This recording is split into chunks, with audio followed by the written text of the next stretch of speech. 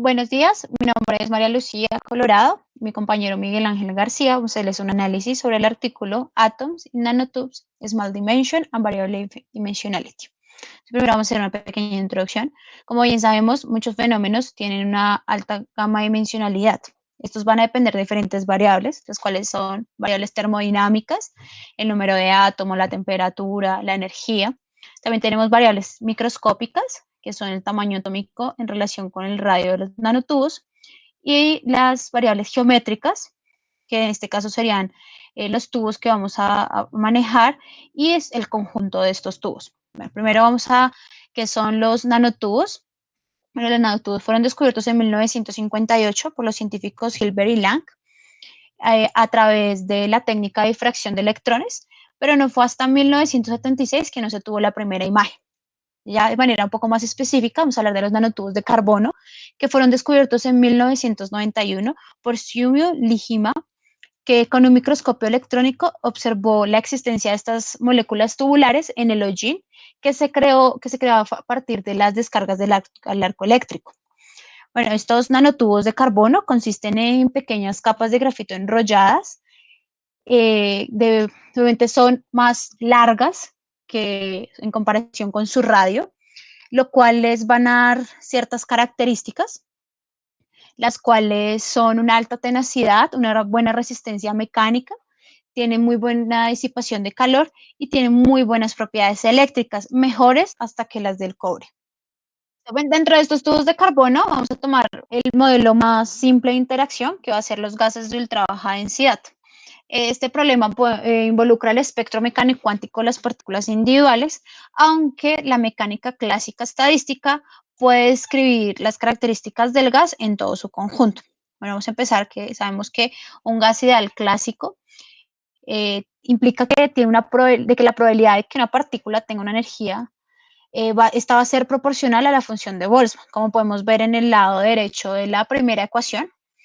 Entonces, cuando ya vamos el promedio de esta energía para las n partículas del sistema, llegamos al lado derecho de la ecuación. Es un procedimiento bastante sencillo.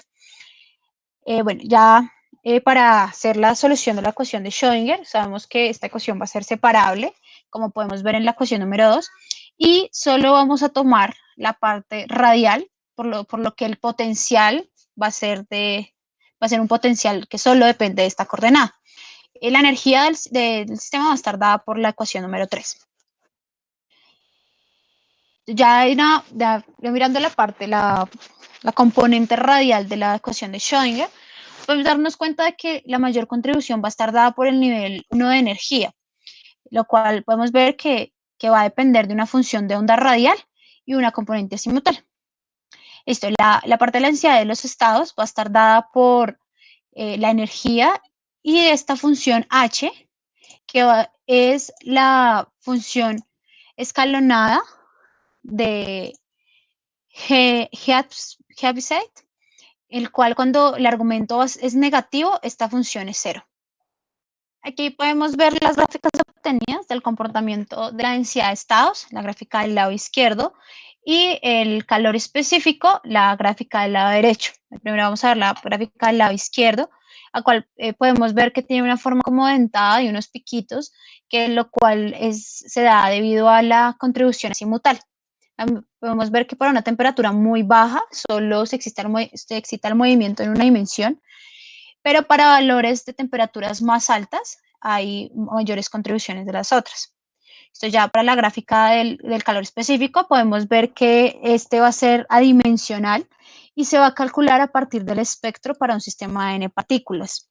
Podemos tener en cuenta que el comportamiento de la temperatura bajo este calor específico es igual a un calor específico de un gas ideal clásico. Pero ya para unas temperaturas más altas, el valor pues va a tender a ser una constante, que es, en este caso pues lo tenemos como esa dimensional, va a ser igual a 1. Teniendo en cuenta una densidad finita, necesitamos evaluar los efectos cuánticos estadísticos, incluso si el gas es no interactuante, debido a que a bajas temperaturas el sistema es degenerado. Para ello determinamos la energía del sistema teniendo en cuenta la función de ocupación de Bose o de Fermi, dependiendo del tipo de partículas que estemos considerando. En este caso se usó la función de ocupación de Fermi, pues se está considerando un sistema de Fermi. Esta función de ocupación involucra el potencial químico que está implícitamente determinado por el número de átomos n. Para diferentes números de átomos se tienen diferentes energías de Fermi, las cuales están determinadas por la segunda ecuación 7. Las siguientes figuras dan muestra de la capacidad calorífica dimensional con respecto a la energía. Para la imagen de la derecha se tienen tres curvas, las cuales corresponden a densidades de estados diferentes y por lo tanto pues tienen diferentes energías de Fermi. El régimen clásico está dado por una temperatura de generación igual al cociente entre la temperatura de Fermi y la constante de Boltzmann. Así pues, para la menor densidad de temperatura de generación correspondía un valor cercano a 1 grado Kelvin, mientras que para las otras dos densidades, las cuales son mayores que la primera, la temperatura de generación está por encima de 2 grados Kelvin y pues por lo tanto el régimen clásico aparece a mayores temperaturas que la primera.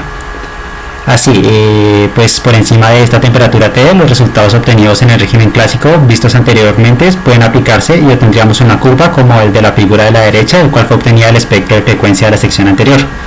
En el caso donde la temperatura sea menor a TD, los efectos cuánticos estadísticos predominan y por lo tanto se debe tener en cuenta.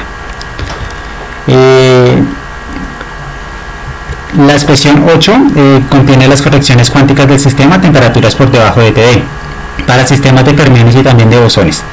En esta ocasión se muestran parámetros como la función z de Riemann, g que corresponde a la degeneración de spin y lambda t que es la longitud de onda térmica de Broglie. Es necesario tener en cuenta que a bajas temperaturas las interacciones de las partículas realmente no se pueden despreciar debido a que es necesario considerar los modos fonónicos que pueden aparecer en cada sistema. Ahora bien, pues si consideramos átomos que interactúan estando confinados en los nanotubos de carbón, existe pues un parámetro llamado el parámetro cuántico de Bohr, lambda asterisco, el cual nos da una idea de cuándo es posible aplicar un régimen clásico y cuándo es necesario considerar pues las correcciones cuánticas. Este parámetro, como podemos observar, depende a su vez de los parámetros sigma y epsilon, que son los mismos de la interacción entre átomos de Lennard-Jones mostrado a la derecha de la ecuación, es decir, este término. Entonces, pues por ejemplo, para el argón y para algunos gases inertes pesados, cuyo lambda asterisco es de 0,063, es posible aplicar el régimen clásico. Para algunos gases más livianos como el hidrógeno 2 y helio 4, cuyos parámetros de Bohr son 1.72 y 3.2, es necesario considerar efectos cuánticos. Y pues por último, para el neón, cuyo parámetro de Bohr es de 0,58, pues prácticamente estaría en el caso límite en el cual el régimen clásico empezaría a fallar en la descripción del sistema. Para las altas densidades tenemos unas posibilidades bastante interesantes, ya que involucran la formación de sólidos dentro de estos tubos, lo cuales forman una película delgada que va a recubrir la pared interna del nanotubo. En este caso ya tenemos que tener otras dimensionalidades en cuenta, como son la excitación de los fonones. Por lo tanto, la energía va a estar dada por la ecuación 10, en donde W sub alfa va a ser la frecuencia del modo forónico, la cual se caracteriza por sus contribuciones axiales y azimutales. También tenemos en la ecuación 11, la primera parte, la parte izquierda, tenemos una relación de una función adimensional del calor específico y la temperatura. La temperatura, que va a ser la ecuación intermedia que tenemos ahí, va a depender de lambda, que es la longitud de onda del fonón, a una temperatura T. Entonces ya tenemos que tener en cuenta que la capacidad calorífica es lineal a bajas temperaturas, mientras que cuando esta temperatura aumenta va a tener un comportamiento cuadrático. A bajas temperaturas, los fonones van a tener un vector de onda dirigido a lo largo del eje en el que se excitan, mientras que para altas temperaturas se van a excitar también en modos azimutales. Lo podemos ver en la figura del lado izquierdo, se ve esta dimensionalidad efectiva que cambia de 1 a 2 cuando lambda es aproximadamente, cuando R es aproximadamente 0,15 lambda. Este valor es cuando la circunferencia se va a volver casi igual a la longitud de la onda térmica, lo cual pues es una condición bastante lógica para el grado de libertad azimutal. En la figura del lado derecho vemos cómo los regímenes de una dimensión y dos dimensiones van a depender estrictamente del material y este comportamiento se debe a que esto va a depender de la función densidad de la película. Como vemos en el transcurso de la exposición, los fenómenos físicos que exhiben determinado sistema, además de depender de ciertos parámetros, como variables microscópicas y termodinámicas, también dependerán de la dimensionalidad del sistema.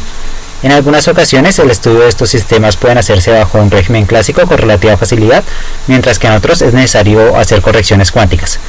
Adicionalmente, pues las propiedades, en particular térmicas, como la capacidad calorífica, son en parte gracias a las contribuciones de los fonones en el sistema.